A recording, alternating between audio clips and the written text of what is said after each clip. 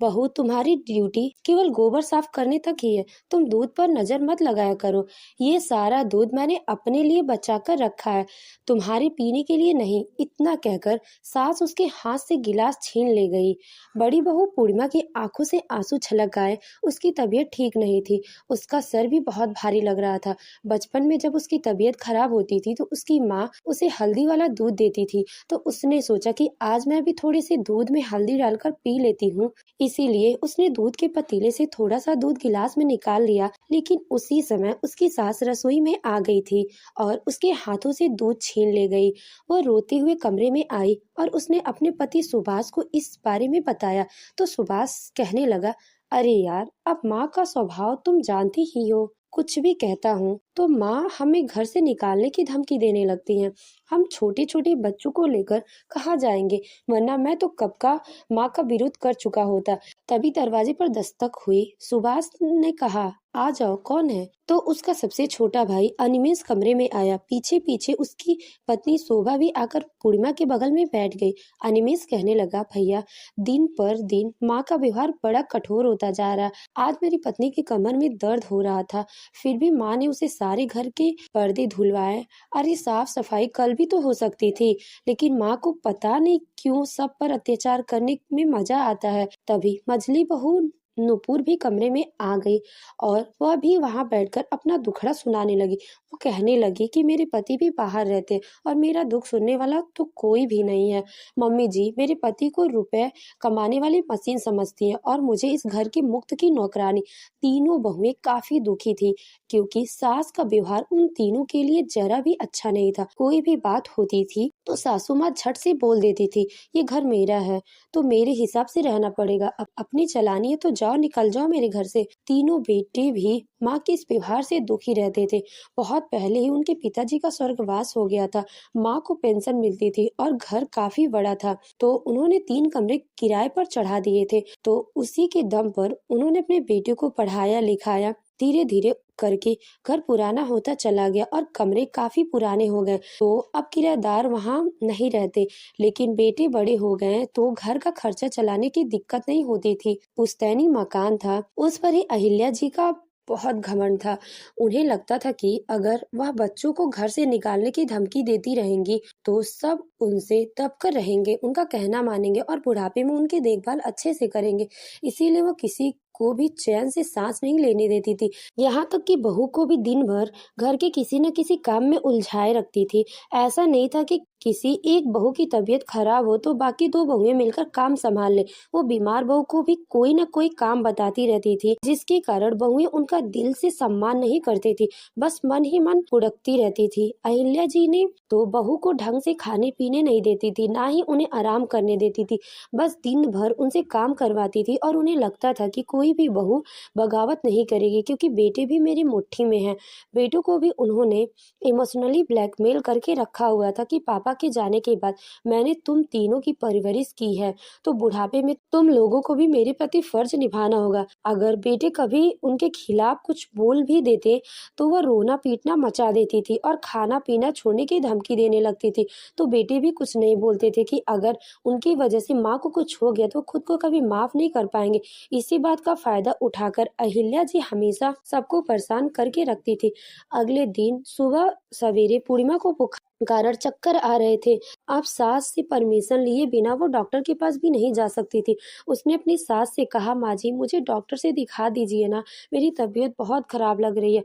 तो उसकी सास गुस्से में कहने लगी, अरे हमने घर नहीं संभाला है क्या? हम तो बीमारी में भी घर का सारा काम करते थे, और एक तुम हो कि कमजोर हो कि 6 महीने पर डॉक्टर के पास चक्कर लग ही जाते हैं। अभी मेरे पास कोई रुपया नहीं है, बड़के को पेमेंट मिलने दो, तब जाकर डॉक्टर से दिखा लेना। अभी चुपचाप घर के काम करो, 4 तुलसी की पत्तियां पानी में उबालकर पी जाओ, सब ठीक हो जाएगा। बड़ी बहू कहने लगी, लेकिन मम्मी जी मुझसे खड़ा भी नहीं हुआ जा रहा, मैं आराम कर लूं क्या? तो वो गुस्से में कहने लगी, अभी नाश्ता बनाने की जिम्मेदारी तुम्हारी है, तुम्हें अभी काम से छुट्टी नहीं मिलेगी, खाना बना लो, उसके बाद जाकर कमरे में सो जाना।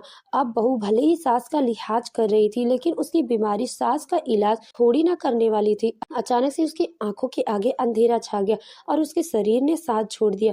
वह धम से फर्श पर गिर पड़ी। अब तो अहिल्या जी गुस्से में पागल हो गई और चिल्ला चिल्ला कर कहने लगी, ये देखो इसकी नौटंकी, मैंने इसे आराम करने नहीं दिया तो अब बेहोश होकर दिखा रही है। बाकी की दो बहुएं पूर्णिमा को देखकर सन्न रह गई। वह दोनों बड़ी बहू को उठाकर उसके कमरे में ले गई। छोटी बहू ने तुरंत ही अपने जेठ को कॉल लगाया तो सुभाष भागते हुए घर आया और माँ से कहने लगा, माँ मैं हॉस्पिटल लेकर जा रहा हूँ। अहिल्या जी कहने लगी कि अस्पताल लेकर जाने की जरूरत नहीं है, थोड़ी देर में होश आ जाएगा। लेकिन उसकी पत्नी बेहोश पड़ी थी तो सुभाष खुद को रोक नहीं पाया और वह माँ की बातों को अनदेखा करके हॉस्पिटल पहुंच गया। वहां जाकर पता चला कि पूर्णिमा को बहुत कमजोरी हो गई, उसके शरीर में खून की काफी कम हो गया है और उसे अस्पताल में एडमिट करना पड़ा। सुभाष काफी परेशान हो गया था। हर महीने वो अपनी पूरी सैलरी लाकर माँ को दे देता। वह घर पहुंचा और अपनी माँ से रुपया मांगने लगा तो अहिल्या जी गुस्से में कहने लगी, मैंने तो पहले ही कहा था हॉस्पिटल मत जाओ, अब वह लोग रुपए ऐंठने के बहाने बना रहे हैं, तू बहू को घर वापस लेके आ जा। सुभाष ने अपना सिर पीट लिया। उसे समझ नहीं आ रहा था कि वो क्या करे। आखिरकार उसने ऑफिस से सहकर्मियों से उधार लेकर अपनी पत्नी का इलाज करवाया। पूरे समय उसकी माँ उसे रूठी थी। जिस दिन वो अपनी पत्नी को लेकर घर आया, उसकी माँ कहने लगी, तुम लोग को इस घर में रहने की कोई जरूरत नहीं है, मेरी मर्जी के खिलाफ कदम उठाया है तो उसका परिणाम भुगतने के लिए तैयार हो जाओ। बाकी की दोनों बहुएं भी उठकर खड़ी हो गई। वो कहने लगी, माँ जी, अगर दीदी और भैया इस घर में नहीं रहेंगे तो हम लोग भी इस घर में नहीं रहेंगे। अहिल्या जी गुस्से में पागल हो उठी और कहने लगी, अब तुम दोनों भी इन लोगों की देखा देखी में मेरा विरोध करोगे? इतना ही अकड़ है तो अभी के अभी निकलो मेरे घर से। इतने दिनों बाकी दोनों बहुएं ने भी बड़ी बहू की हालत देखकर यह तय कर लिया कि अब उन लोगों को बगावत करके सासू माँ को सबक सिखाना ही होगा।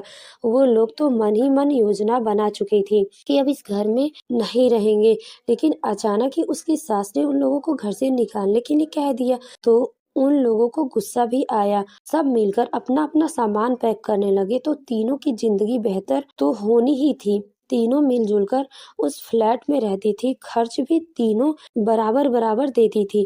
अब उन लोगों के खाने पीने आराम पर कोई रोक टोक नहीं था। सप्ताह के अंत में तीनों मिलकर घूमने फिरने के लिए निकल जाते थे। उसके बाद सोचेंगे कि आगे क्या करना है। फोन पर तीनों एक दूसरे से जुड़ी हुई थी। उन तीनों ने मिलकर बातचीत की और फिर यह तय हुआ कि तीनों के पास थोड़े बहुत जो भी गहने थे उसे बेचकर एक फ्लैट बुकिंग करेंगे और फिर लोन पर रहने के लिए कोई अच्छा सा घर खरीद लेंगे। आगे की आगे देख लेंगे। बस फिर क्या था, तीनों बहुओं ने मिलकर 1 महीने के भीतर ही बेडरूम का एक एक फ्लैट ले लिया। हालांकि ये सफर बहुत चुनौती भरा था, बच्चों की पढ़ाई लिखाई पर असर पड़ रहा था, लेकिन उन तीनों ने मिलकर ये बात साबित कर दी थी कि यदि एक साथ मिलजुल कर रहा जाए तो कुछ भी संभव है। अगर तीनों अलग अलग गृहस्थी बसाने के बारे में सोचती हैं तो उनकी रकम में कुछ नहीं हो सकता, लेकिन तीनों ने मिलकर गलत के खिलाफ आवाज उठाई और एकजुट होकर अपने भविष्य की